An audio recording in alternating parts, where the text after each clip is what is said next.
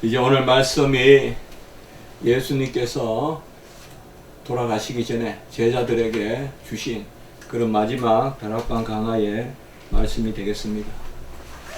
다락방 강화의 요한복음 14장 16에서 16장을 통하여서 우리가 큰 주제는 예수님께서 떠나는 것이 아니요 우리에게 들어오시기 위한 것이다.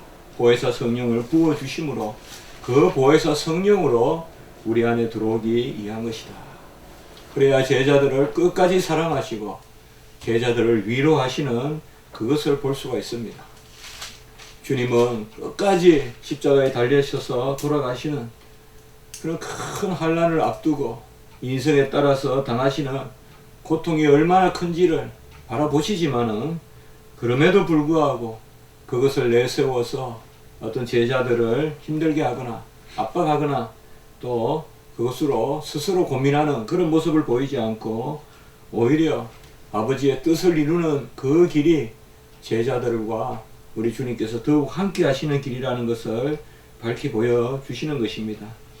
오늘 이제 마지막 이 부분을 통하여서 주님께서는 이때까지는 비유로 말씀하셨으나 이제는 더 이상 비유를 사용하지 않겠다 라고 이렇게 말씀하십니다. 비유를 사용하지 않겠다는 말씀은 다른 것이 아니라 보혜사 성령이 친히 우리에게 임함으로 성령이 친히 말씀하시기 때문에 비유로 말씀하시는 것은 두 가지 의미가 있어요. 모두가 다 들을 수는 없게 하겠다.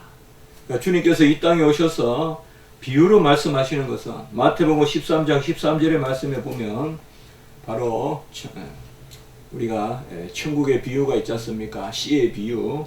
거기에 보면 내가 그들에게 비유로 말하는 것은 그들이 보아도 보지 못하며 들어도 듣지 못하며 깨닫지 못함이니라 라고 이렇게 말하고 있는데요.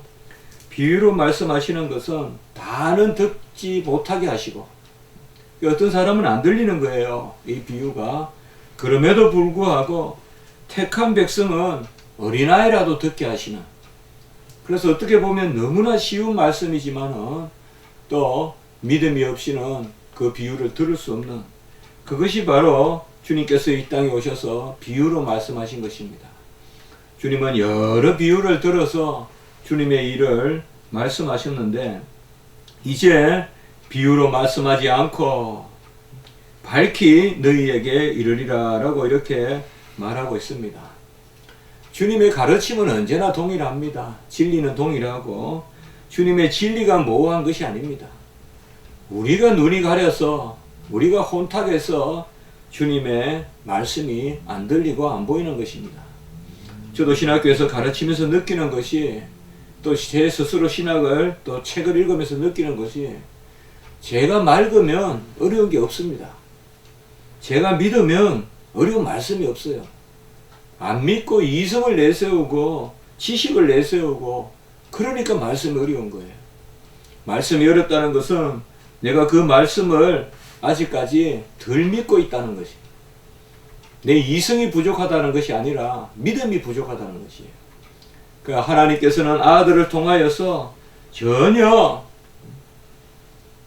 부당함이 없고 전혀 어려움이 없는 말씀을 특별히 비유를 베풀어서 주셔서 알아듣게 하셨는데, 어떤 사람들이 그 비유로 어렵다 하는 것은, 그것은 오히려 주님의 말씀이 어렵다기보다는 듣는 귀가 닫혀 있고 심령이 막혀 있기 때문에 그것을 듣지 못하는 것이다. 고린도후서 4장 4절에 보면 세상의 신이 믿지 아니하는 자들의 마음을 혼미하게 한다라는 그런 말씀이 있습니다. 세상의 신은 바로 악한 영이고 마귀 사탄이고 바로 세상의 이성이고 세상의 학문이라고도 볼 수 있겠죠. 이러한 세상의 신이 믿지 않는 자들의 마음을 혼미하게 한다. 이제 성령이 임하면 성령은 인격적으로 개별적으로 각자에게 은밀하게 임합니다. 같이 한번 해봅시다. 성령의 은밀한 역사. 은밀하단 말은 비밀스럽다는 말보다는 인격적이다.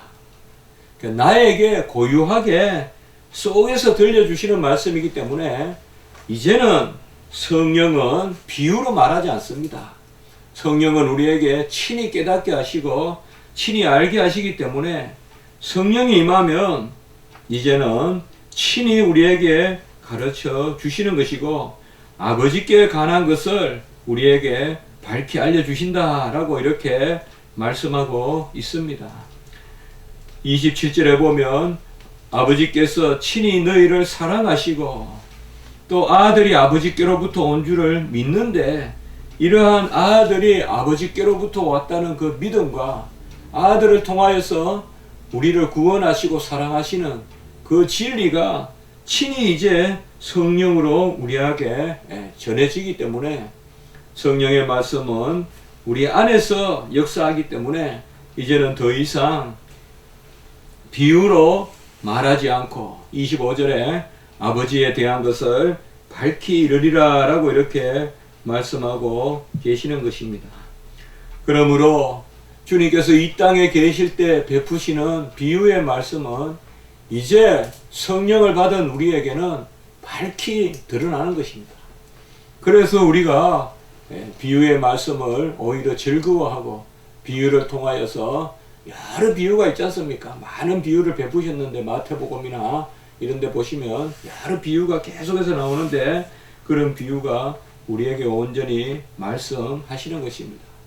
그래서 보혜사 성령이 임하면 첫째로 친히 말씀하심으로 밝히 드러내신다. 밝히 우리에게 알려주세요. 우리가 모호한 거지 성령의 역사가 모호한 것이 아니에요. 그래서 우리가 회개하고 죄를 없이 하고 우리가 그리스도를 믿으면 말씀이 우리 안에 밝히 드러나는 것입니다.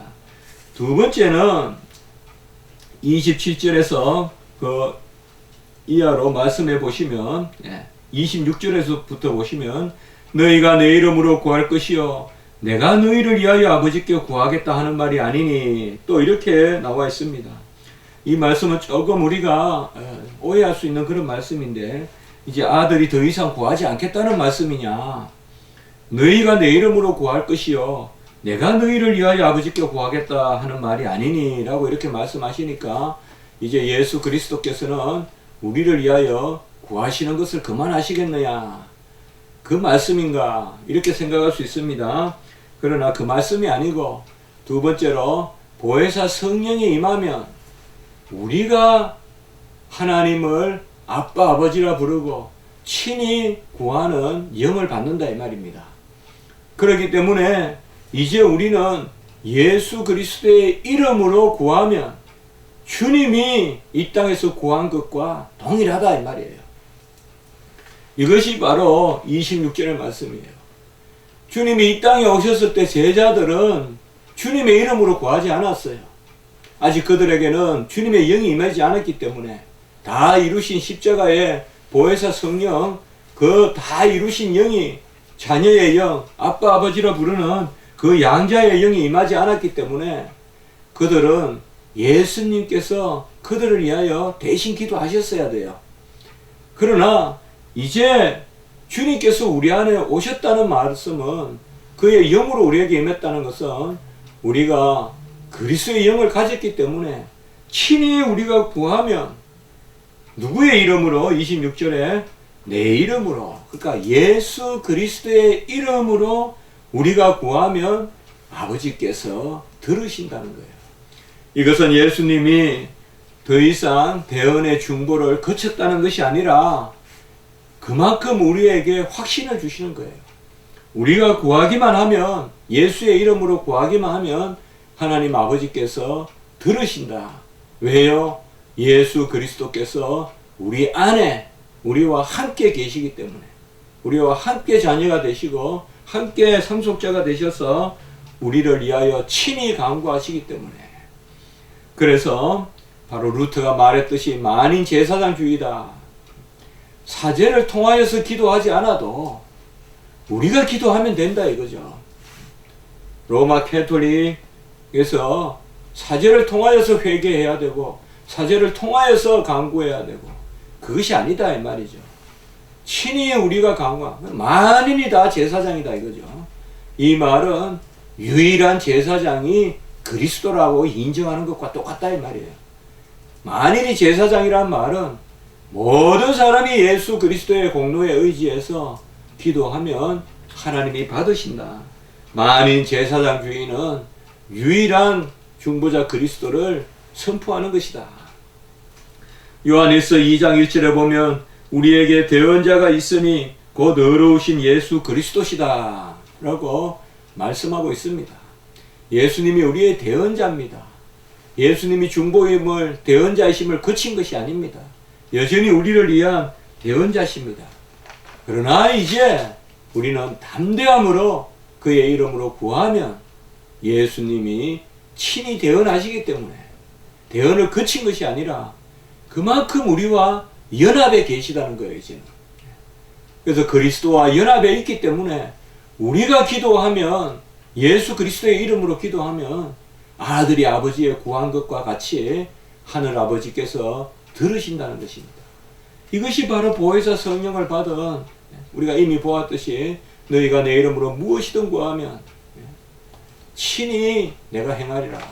또 아버지가 이루시리라. 라는 말씀이 바로 상통하는 말씀인 것입니다. 히브리서 7장 24절 25절에도 예수는 영원히 계심으로 그 제사장 직분도 갈리지 아니하느니라. 이는 그가 항상 살아 계셔서 그들을 위하여 간구하심이라 라고 말씀하고 계십니다. 주님은 지금도 우리를 위하여 대언 중보하십니다. 그러나 우리가 주님의 대언 중보를 의심할 바가 없습니다. 왜요? 우리 안에 예수 그리스도의 영이 친히 임하시기 때문에 그러하신 것입니다. 주님은 이 땅에 오셔서 아버지의 사랑을 친히 이 땅에 베푸셨습니다. 그러므로 주님께서 우리에게 오신 것은 바로 우리를 하나님과 하나 되는 연결고리로 주님께서 오신 것입니다. 27절에 보면 아버지께서 친히 너희를 사랑하심을 내가 하나님께로 온 줄 믿는 가운데 알게 된다라고 그렇게 말씀하고 있습니다. 예수님은 위로부터 아버지로부터 오시고 그리고 이제 우리를 떠나 다시 아버지께로 가십니다. 이것은 이제 제자들을 두고 예수님이 아버지께로 가시는 이 과정에서 28절에 보면 내가 세상을 떠나 아버지께로 가노라 라고 했는데 이것은 제자들을 떠나는 것이 아니라 바로 제자들과 함께 있기 위한 것이다. 칼빈은 아버지를 떠나지 아니하시고 우리에게 오셨다라고 말씀하셨고 어거스틴은 우리를 떠나지 아니하시고 아버지께로 가신다라고 말했단 말입니다. 결국은 하늘 보좌를 떠나지 아니하시고 내려오셨고 우리를 떠나지 아니하시고 또 올라가신다. 이 말은 우리와 하나님을 예수 그리스도의 고리로 하나로 연결시켜 주신다. 칼빈의 주석에 보니까 아들이 우리와 하나님을 연합시키기 위하여 우리와 자신을 연합시켰다라고 이렇게 말하고 있습니다. 예수 그리스도가 우리와 자신을 연합시킴으로 우리와 하나님을 하나 되게 하는, 우리는 우리가 직접 하나님과 하나가 되는 하나님과의 연합을 말해서는 안 됩니다. 우리는 그리스도와의 연합입니다. 그리스도와 연합하여 하나가 되면 그때 하나님과 하나가 되는 것입니다. 오직 이 길만이 중보자 그리스도를 통한 이 연합만이 하나님과 하나가 되는 것이지, 신비주의자들이 말하듯이 내가 깊이 침잠하고 내가 무슨 수행을 행하면 하나님과 하나가 되는 그런 이교적인 이방적인 그런 연합은 없습니다. 우리는 예수 그리스도로 말미암아, 그래서 지금 주님께서는 주님께서 아버지로부터 이 땅에 오시고 이제 아버지께로 가는 것이 그야말로 야곱의 사닥다리에 천사가 오르락내리락 하면서 그 어려울 때 야곱이 베델에서 하나님을 만났듯이 우리와 하나님을 중간에서 하나가 되게 연결시켜 주시는, 그는 하나님을 떠나지 아니하시고 내려오심으로 우리 안에 이 땅의 제자들과 계실 때도 하나님과 함께 계셨고 이제 그는 우리를 떠나지 아니하시고 하나님께로 올라가심으로 지금도 우리와 함께 계시면서 하나님 보좌 우편에 계시다는 것이 칼빈과 어거스틴이 이야기했듯이 그러므로 우리 주 예수 그리스도께서 우리와 하나님의 연합의 길을 여셔서 생명도 주시고 지혜도 그 가운데 주시고 의로움도 주시고 거룩함도 주신다. 고린도전서 1장 30절에 보면 너희는 하나님으로부터 나서 그리스도 예수 안에 있고 예수는 하나님으로부터 나와서 이런 표현은 성경에 많이 나오잖아요. 요한복음에 또 요한 1서에 보면 계속 나오는 거잖아요. 내가 그 안에 그가 내 안에 우리가 그 안에 계속 나오는 거잖아요. 고린도전서에도 너희는 하나님으로부터 나와서 그리스도 예수 안에 있고 예수는 하나님으로부터 나와서 우리에게 지혜와 의로움과 거룩함과 구원함이 되셨으니 같이 합시다. 지혜와 의로움과 거룩함과 구원함이 되셨다. 지혜와 의로움과 거룩함과 구원함이 되셨다. 우리가 예수로부터 나고 예수는 하나님으로부터 나서 예수로 말미암아 우리가 하나님과 함께함으로 지혜와 의로움과 거룩함과 구원함이 되셨다라고 이렇게 말씀하십니다. 우리 주님께서는 제자들의 발을 씻겨주시면서 계속 우리가 살펴보았듯이 몇 달 동안 살펴보았듯이 이것을 말씀하고 계신 것이에요. 주님이 이 땅에 오신 것은 우리와 하나님이 하나가 되게 하시려고 친히 하나님이신 주님께서 이 땅에 오셔서 우리에게 지혜도 주시고 의로움도 주시고 거룩함도 주시고 구원함도 주시려 합니다. 라고 이렇게 말씀하고 계시는 것입니다.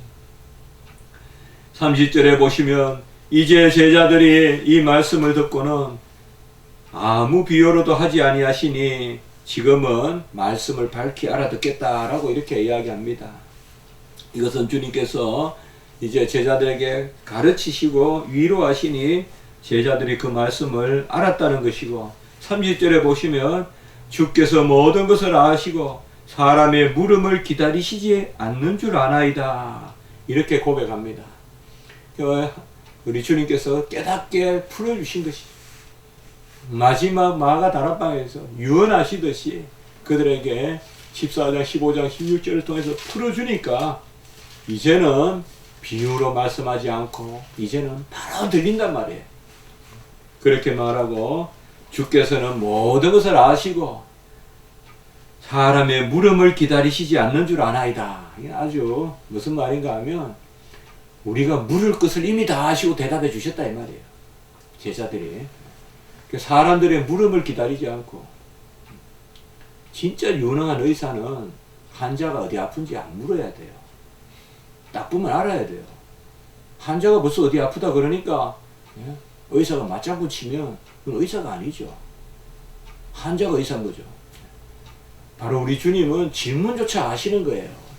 질문조차 아시고 물음이 필요 없다.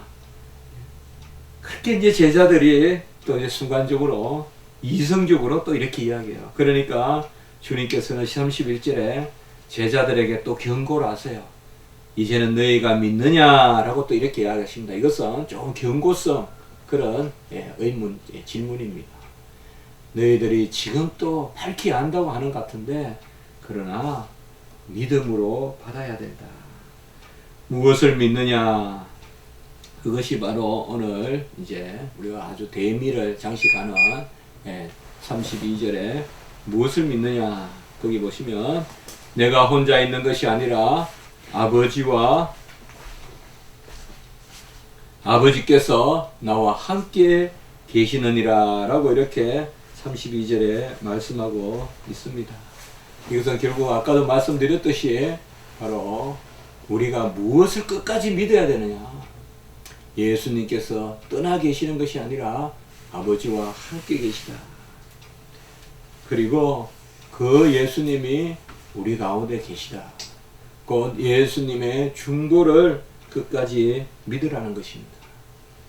우리는 모든 것을 내려놓고 주님께 의지해야 됩니다. 모든 것이 나로부터 출발하는 것이 아니고 인정조차도 고백조차도 우리의 삶 자체도 주님을 통하여서, 주님의 중보를 통하여서 이루어집니다. 우리는 하나님을 믿습니다마는 아들을 통하지 않고는 하나님을 믿을 자가 없습니다. 우리는 구원의 백성이지만은 주 예수 그리스도를 믿어야 너와 내 집이 구원을 받지, 주 예수 그리스도를 통하지 않고는 하나님을 거론할 수 없습니다. 오늘은 WCC나 이런 데서 종교 다음주의를 이야기하면서 예수는 the way, the only way가 아니라, 유일한 길이 아니라 one of them이다, 많은 길들 중에 하나다라고 그렇게 이야기하는데, 이것은 기독교적인 진리를 말하는 것이 아닙니다. 오직 아들만이 우리를 위하여 오셨고 우리를 위하여 가셨고 우리 안에 계시는 것입니다. 그의 고리가 아니고서는 아무도 하나님께 갈 자가 없습니다. 저 높은 봉우리 하나도 올라가지 못하는 인간이 어떻게 하나님과 연합이 되어 하나가 되겠습니까?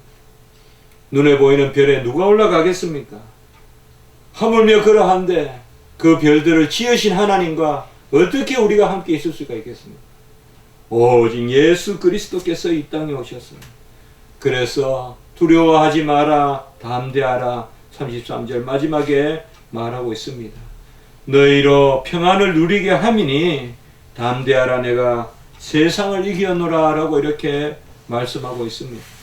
세상을 이겼다는 것은 흑암의 권세를 이겼다는 것, 마귀 사탄을 이겼다는 것, 죄악의 권세를 이겼다는 것, 사망의 권세를 이겼다는 것, 그런 의미도 있고, 세상을 이겼다는 것은 두려워하지 말라, 이성적으로 판단하지 말라, 믿음이 이겼노라.